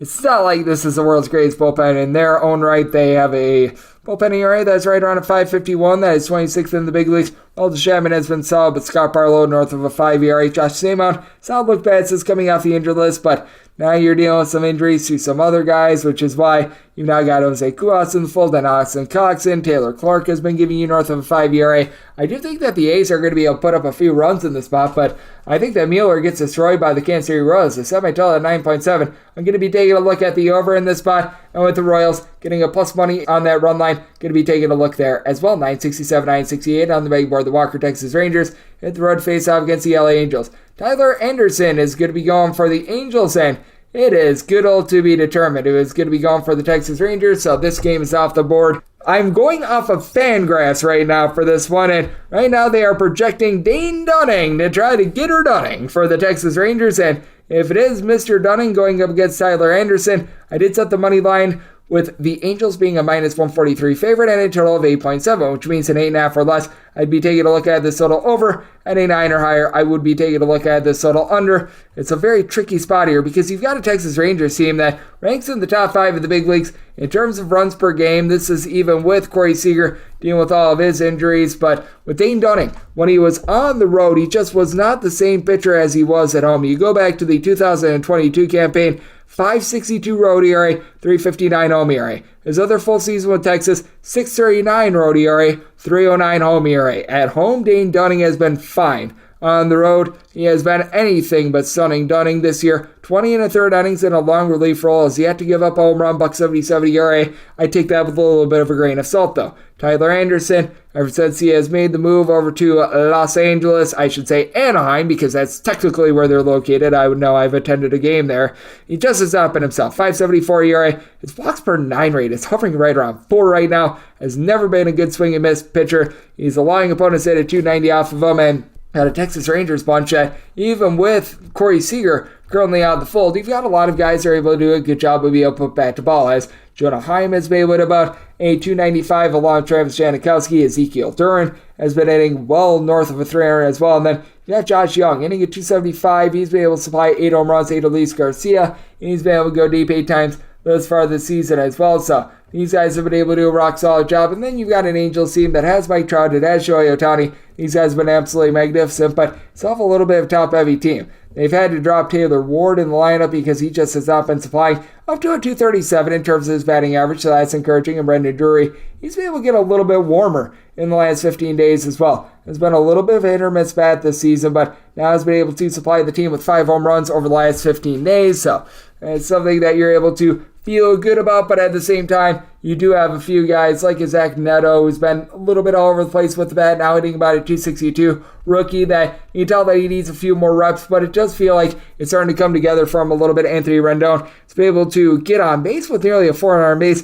He's got as many home runs as myself, but the Logan O'Hoppe injury at the catcher spot, that is currently alienating this team. Now, I am going to read the stat and the stat only, because I think that this is something that is not going to last. The LA Angels are currently 5th in the big leagues in terms of bullpen ERA. That is something that is not going to be the case at the end of the year. I have no faith whatsoever in Chris Savinsky being able to keep this up. I mean, but he has been able to give you some solid innings. I don't think that lasts. Matt Moore has been able to supply a sub-2 ERA since the beginning part of last season with Texas, but I think that there's going to be a regression there. And then you've got other guys like a Chase Silseth and company that are a little bit less than trustworthy. Flip side for the Texas Rangers, you do have quite a few guys that returned from last season that were able to supply a sub-3 ERA. You've been able to get some good production out of guys like Jonathan Hernandez, Jose Leclerc, Brock Burke, and then Josh Saboris. This season has been able to supply about a .370 ERA, was doing much better up until last few days. We have seen a little bit of regression with regards to the Texas Rangers bullpen, but I do think all in all, they still do have a little bit of a better bullpen, even though the ERA would not lend that out. So in wait-and-see mode to see what we get in terms of this line, but I set my line at the Angels being a -143 favorite, and like I said, 8.5 or less, looking at the over 9 or higher to the under end, with the Angels willing to lay up to a -142 with that, plus 144 or greater, we'll be willing to take a look at Dane Dunning, and if it's not Dane Dunning for Texas, I'll check back in the morning at GN_D1 on Twitter. I'll have an updated handicap there. 969, 970 on the betting board. It is the Seattle Mariners playing against the Houston Astros, as Christian Javier is going to be going for the Astros, and Luis Castillo is on the bump for Seattle. And Seattle, anywhere between -140 to -145 favorites, between +120 and +130. Your number on Houston. 7 is the total. Over and under are anywhere between even money and -120. So shop around for the juice accordingly here, but I did set my total at 6.9. I'm going to be willing to dive in on the under for the Houston Astros. They're still dealing with the injury to Michael Brantley. They're still without Jose Altuve, so they're dealing with a lot of injured cogs with regards to their lineup, but I think that you just flat out have a really good pitching matchup. Luis Castillo has been dominant all season long. .82 ERA. The swing and miss stuff has been solid with nearly 10 strikeouts per 9 innings, but what has really been big for Luis Castillo, being able to cut down on the walks. For his career, he's got north of 3 walks per 9 innings, just 8 walks in 34 2/3 innings thus far this season, and combined 4 walks in his last 3 starts. That has led to a lot of success. 3 runs or fewer surrendered in every one of his starts thus far this season. Meanwhile, for Christian Javier, swinging himself a little bit down from last year. Last year, north of 11 strikeouts per 9 innings. This year, more around 9.5 strikeouts per 9 innings, but just 7 walks in 33 2/3 innings. That's helpful, even though both of these teams do have really good bullpens. Them being able to go a little bit deeper, I do think that that's going to be very beneficial moving forward, as the Astros, they were number 1 in terms of bullpen ERA a season ago. This year, they're number 4. The Seattle Mariners, they were right around 6th in terms of bullpen ERA last season. They are number 2 this season, though. I do think that there's going to be a little bit of regression when it comes to the Seattle Mariners bullpen, as they've been dealing with some injuries, including Andres Munoz being out of the fold. Now Paul Sewell, Penn Murphy, they had sub-3 ERAs, but they lost Eric Swanson from a season ago. But they've been able to get really good production out of guys like Taylor Saucedo, Justin Topa, Gabe Spear. These guys have all really been able to step up, as Matt Brash has actually been one of the guys that have been faltering a little bit for this team. Meanwhile, for the Astros last season, you had so many guys like Brian Stanek, Brian Abreu, Seth Martinez, all have career years, and we've seen a little bit of regression after Ryan Stanek had like a $1.20 ERA a season ago. He's up to a 3.27 this season. Seth Martinez has been a little bit more testy as well, but Phil Maton, along with Abreu, Hector Neris, these are guys that are able to give you a sub-2.1 ERA. And for the Houston Astros, you do have a catcher spot that is a big albatross when it comes to this lineup, so that's going to be pretty much a free space when it comes to the Seattle Mariners. And there just hasn't been a lot of power for the Houston Astros thus far this season. A combined 28 home runs in their first 31 games of the season, so they're in the bottom half of the big leagues in terms of home runs on a per-game basis. Now, you have been able to get Mauricio Dubon on base, hitting about a 300, and then you've had a few other guys like Kyle Tucker, Yordan Alvarez, be able to move the line. Both of these guys north of a 360 on base, along Chas McCormick in the limited amount of at-bats he's had, but him being on the injured list has been really hurting this team, as well as that has left it up to guys like Jake Myers to be able to pick it up. You've been seeing some at-bats for David Hensley. He's been a little bit rough. Meanwhile, for the Seattle Mariners, they entered into their series with the Oakland A's dead last in the big leagues in terms of batting average. Teoscar Hernandez along Jared Kelenic have been able to supply 7 home runs, but Hernandez is only hitting a 215. Jared Kelenic has been amazing, hitting a 304, but entering into the day on Thursday, he was the only guy on the roster hitting above a 250 thus far this season, as Eugenio Suarez. He's only got 3 home runs, hitting about a 235 along with Ty France, so that's been a big issue. But what is really killing the Seattle Mariners team, A.J. Pollock, Tom Murphy, Tommy LaSalle, Colton Wong, falling below the Mendoza line of a 200. So I do think that the Seattle Mariners should be a little bit of a favorite. I think that Castillo is a bit of a better pitcher, but I can only set them at a minus 126. So being able to get plus 130, going to be taking a look at the Houston Astros on the money line, and semi-total is 6.9, so looking at the 700, 971, 972 on the betting board. The Pittsburgh Pirates playoffs to the Toronto Blue Jays. Chris Bassett has the hook, line, and sinker for the Jays, and Rich Hill is on the bump for Pittsburgh. 9 is your total, under is minus 115, the over is minus 105. When it comes to Toronto, you're finding them between minus 142 and minus 150, between plus 120 and plus 135 is your number on Pittsburgh. I set the Jays money line at a minus 157. If you are taking a look at that run line, going to be finding it anywhere between plus 105 to a plus 110. I did need a plus 105 or greater to be able to fire in there. I see a little bit more value with the money line, because for the Pittsburgh Pirates, bullpen has actually been halfway decent for them thus far this season. As for the Pittsburgh Pirates, they're currently clocking in terms of bullpen ERA number 7 in the league, and for the Toronto Blue Jays has been very up and down after what we saw in Boston. They are now in the bottom half of the big leagues in terms of bullpen ERA, and they had to trot out there a lot of guys yesterday after Kevin Gausman just was not able to give you a good start. And you've had a few guys not necessarily do a good job, as Anthony Bass has been taking hook, line, and sinker all season long. It's been a rough year for Yimi Garcia. Zach Pop has not necessarily had the world's greatest of seasons as well. Jordan Romano still a relatively solid closer. Eric Swanson has done a good job of being able to get him the ball, but I do think that Chris Bassett is certainly going to be able to deliver the better start in this spot now, coming off of giving up 4 runs in his last start against the Seattle Mariners, but by and large has been able to do a solid job ever since he had that disastrous first start of the season against the St. Louis Cardinals. In that start against St. Louis, he gave up 9 earned runs. He has given up 10 earned runs in his 5 starts ever since then, going at least 5 innings in every one of them, 6+ innings in 4 of those starts as well. So he's been able to right the ship. Meanwhile, Rich Hill, he is the oldest active starting pitcher in the big leagues at 43 years old, and he's looked like it, giving up 7 home runs in 32 1/3 innings. Strikeouts per 9 rate is starting to fall off, as he's down to about 7.5 strikeouts per 9 innings now. Has been able to do a good job of being able to limit the walks, as he's given up just 7 walks over the course of his last 5 starts, and to his credit, he has given up 5 earned runs over the course of his last 4 starts, but I do not think that this is going to be withstanding, and I do think that we're going to be seeing a bit of a fall off here, and I do think that for the Pirates in general, they are starting to see a little bit of regression. They get swept by the Tampa Bay Rays, which is completely understandable with the way that the Rays are playing, but at the same time, I do think that O'Neal Cruz injury, it is going to be starting to catch up with them, as they've had Brian Reynolds do a great job of being able to get on base for the team, sitting at 325. And then you do have a glut of guys, and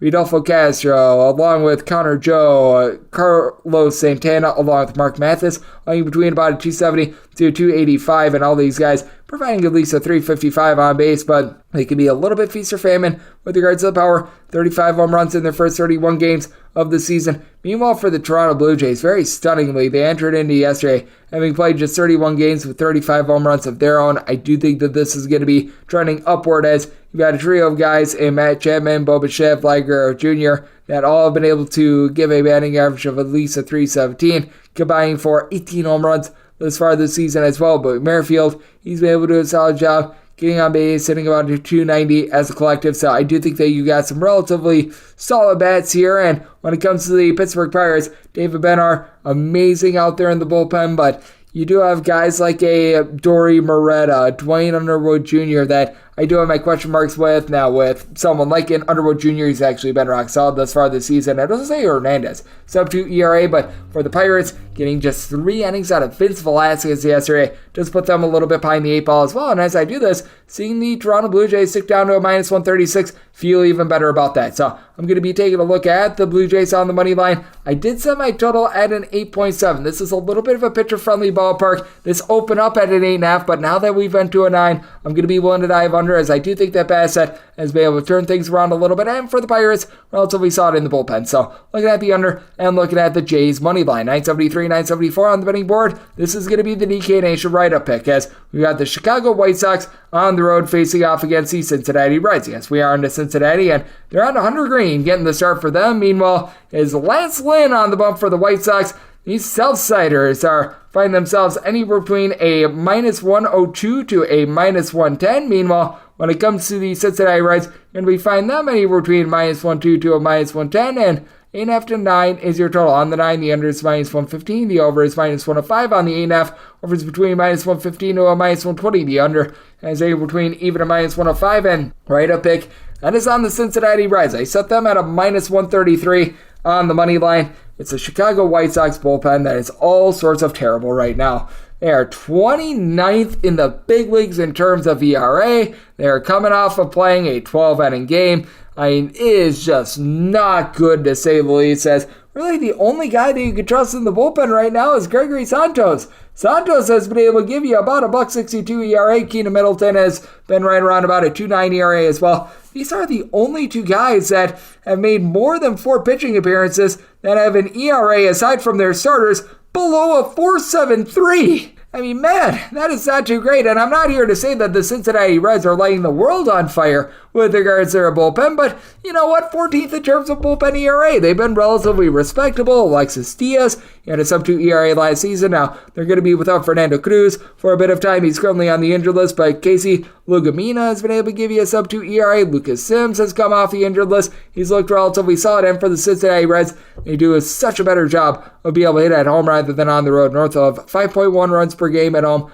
3.6 runs per game when they are on the road. This is very much a hitter-friendly ballpark, and I love being able to hit it there. Now with the Cincinnati Reds, that has led to them not being able to hit the ball out on the road. They have just 6 home runs on the road this season. That is by far the fewest in all Major League Baseball, and you don't have a single guy with more than 3 home runs this season, as Spencer Steer, along Nick Senzel, and the currently not on the roster Joey Vosler are all having that moniker. But what you do have with the Reds, it's a bunch of guys who are able to move the line, as TJ Friedel, along with a little bit of a younger outfielder, and Henry Ramos. These guys are currently hitting above a 300 for the team. Jonathan India, about a 380 on base. Tyler Stevenson, 355 on base. So you do have guys who are able to move the line, and they get the advantage of facing off against Lance Lynn. He has made 6 starts this year. The team and the White Sox have lost all 6, losing 5 of those by 3+ runs. He's backed up by that terrible bullpen, and for Lance Lynn, he has certainly been giving up the hard contact as he has allowed 8 bombs in 32 and 2/3 innings.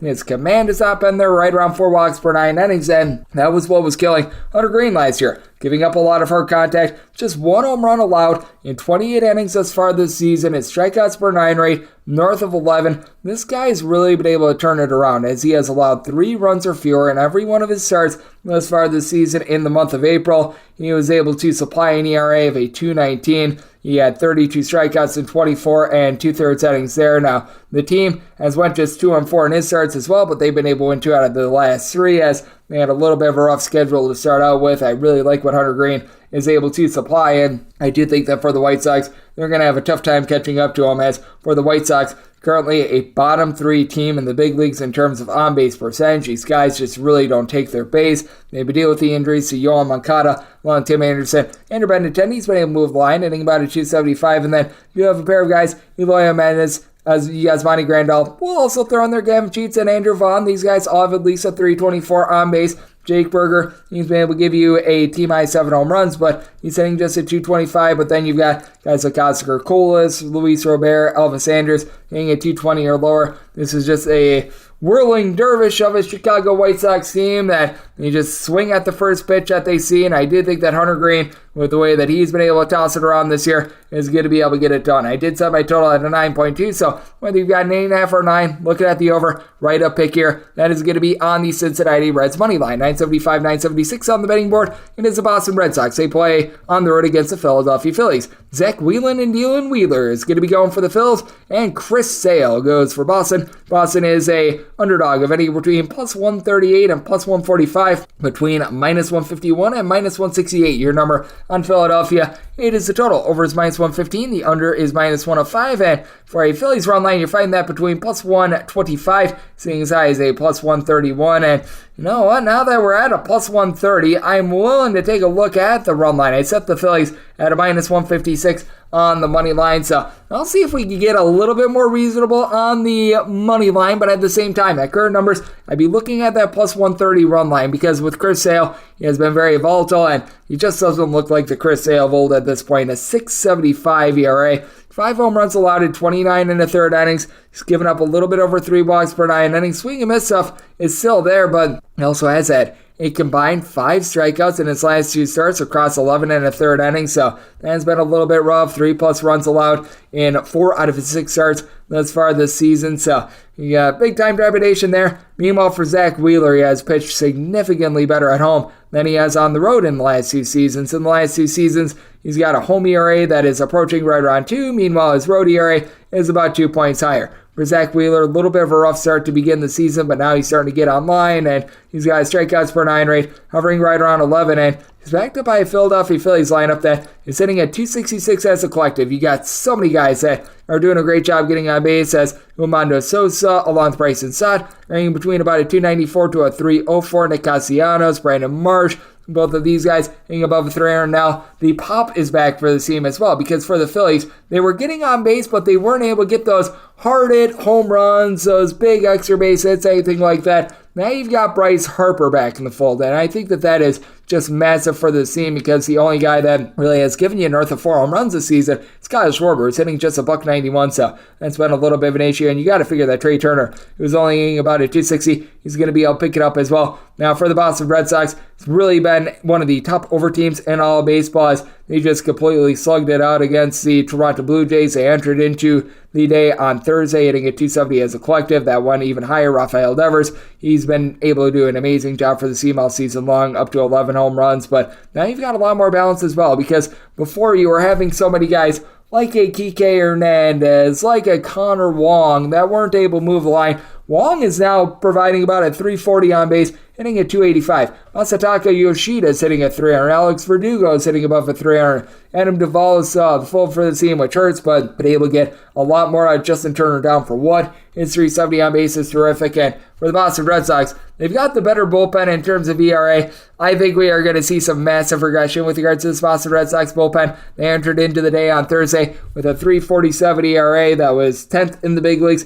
Don't necessarily have a lot of faith in guys like Ryan Brazier, Richard Blyer. Both of these guys have been a hot mess, posting up north of a 5 ERA. You've got Brandon Bernardino, who's looks solid in his very limited amount of work, but it's a very limited amount of work. John Schreiber, Chris Martin, they're relatively solid, but Kenley Jansen is always a roll of the dice. And for the Philadelphia Phillies, Jose Alvarado has been an amazing reliever. They still employ Craig Kimbrell, and why they had him in the ninth inning in that game against the Dodgers a few days ago, I have absolutely no idea. But Andrew Vasquez has actually been very solid in this bullpen. He's applying a sub-2 ERA. Connor Brogdon, not the world's greatest arm, but he's been able to do an okay job as well. I do think that for the Philadelphia Phillies, even though they've got the lesser bullpen in terms of ERA, as a matter of fact, for the Phillies, they're currently 27th in the league in terms of bullpen ERA. I think that the numbers show a bigger divide than what there truly is. I do think that Zach Wheeler is going to be able to do a much better job than Chris Sale in this spot. I do think that we're going to see runs of plenty here. It did set my total at 8.3. Going to be taking a look at the over. Boston has been a bunch that has played right around 66% of their games to the over. I think that that continues here. And for the Phillies, getting a plus 130 on the run line, we'll want to look there. 977, 978 on the betting board. It is the Baltimore Orioles on the road facing off against the Atlanta Braves as Max Fried goes for the Bravos and Dean Kramer is on the bump for Baltimore. 8.5 is the total. Over is between minus 110 to a minus 115, seeing straight minus 105. The under is anywhere between minus 105 to minus 115 as well. Braves between minus 191 and minus 210 favorites, anywhere between plus 170 and plus 180 is your number on Baltimore. And if you're looking at the run line, between even money and minus 105 is what you've got with the Atlanta Braves, and for the Braves was willing to lay up to a minus 107 on that run line. So I'm going to be looking at the run line just because with Kramer, he had a nice year last year, but you could tell that he was getting very lucky. He's only giving up right around 6.2 strikeouts per 9 innings. He gave up quite a few balls out in the middle of the plate, and he was only getting touched up for about 1.1 home runs per 9 innings, and we have seen regression there. He's given up 7 home runs in 29 and 2/3 innings thus far this season, as he has been just getting almightily shelled. Meanwhile, Max Fried has been arguably the most dominant starter that is in the National League at this point. 0.45 ERA,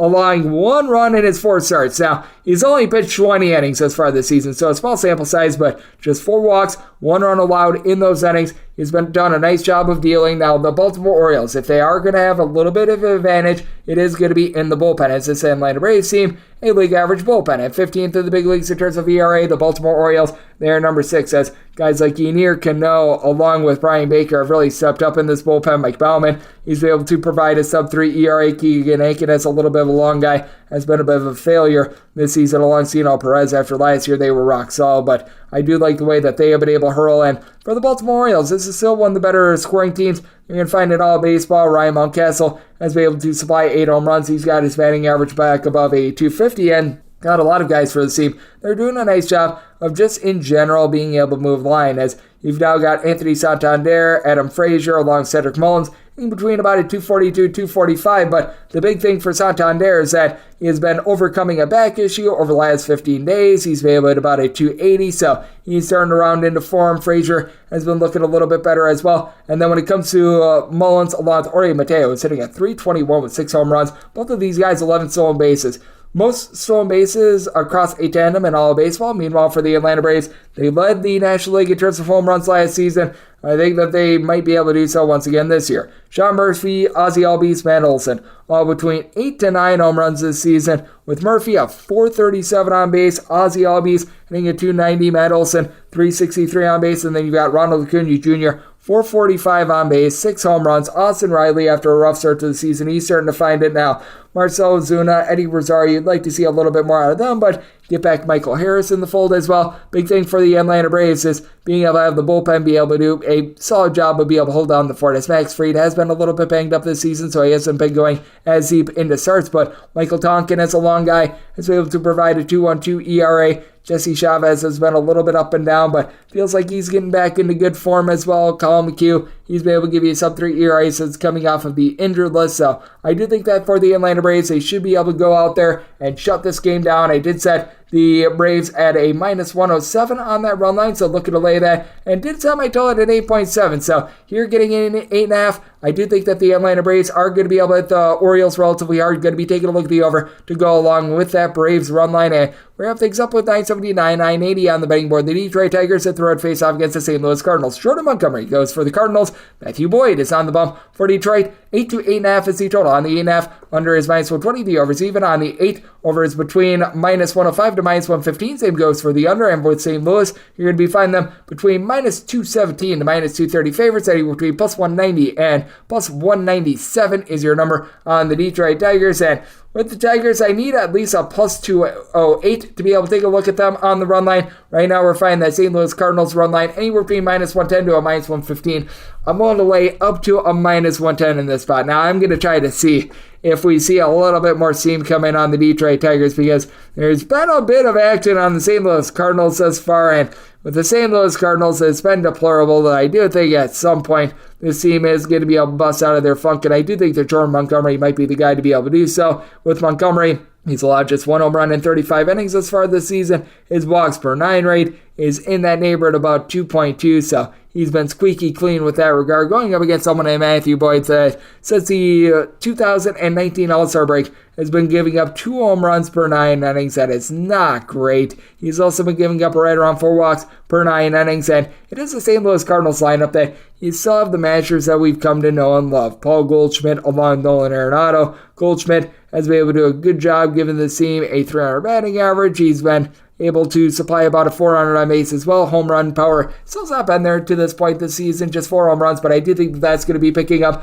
Nolan Arenado. He has been the big issue. Hitting at 235 with just 2 home runs. You expect a little bit more there, and then you've got a big, giant, just hub of guys hitting between, I would say, about a 260 to a 275. Lars Nootbaar, Jordan Walker, Nolan Gorman, along with Tommy Edman, are all in that fold. And for Gorman, he's been able to supply 7 home runs.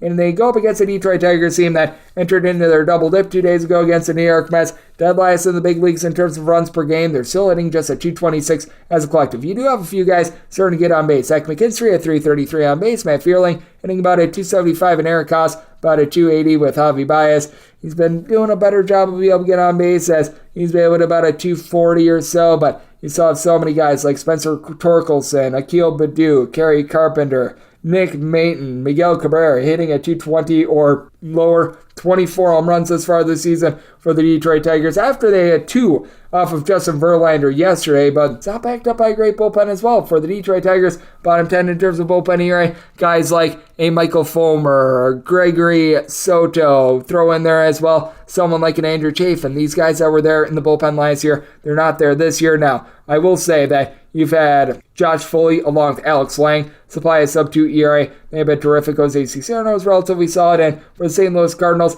it is a relatively league average bullpen. Ryan Elsley has not been himself since the back half of the 2022 season, but been able to get very good production out of someone like a Genesis Cabrera, a sub-275 ERA. Giovanni Gallegos was looking solid until that Angels series. Now he's up to a 360 ERA, and Jordan Hicks just has not been terrific, but I do think that the Cardinals, they've got the better starting pitching rotation, especially with Jordan Montgomery being able to limit the hard contact. Gave up just 2 walks per 9 innings last season, and Matthew Boyd, once again, since the beginning of the 2019 season, he's been giving up right around 2 home runs per 9 innings, so I do think that the St. Louis Cardinals are going to be able to get their offense online. Semi-total at 8.4, seeing pretty much 8, going to be taking a look at the over, and the St. Louis Cardinals run line at a minus 110 or less, and that'll wrap things up for the Friday edition of the Baseball Betting Show, now part of the VSiN Family Podcast. Big thanks to Rob Donaldson with the All Eyes Podcast for joining me in the last segment. If you do like hearing from this fine podcast, Baseball Betting Show, you're able to subscribe wherever you get your podcasts, Apple Podcasts, Google Play, Spotify, Stitcher, and TuneIn.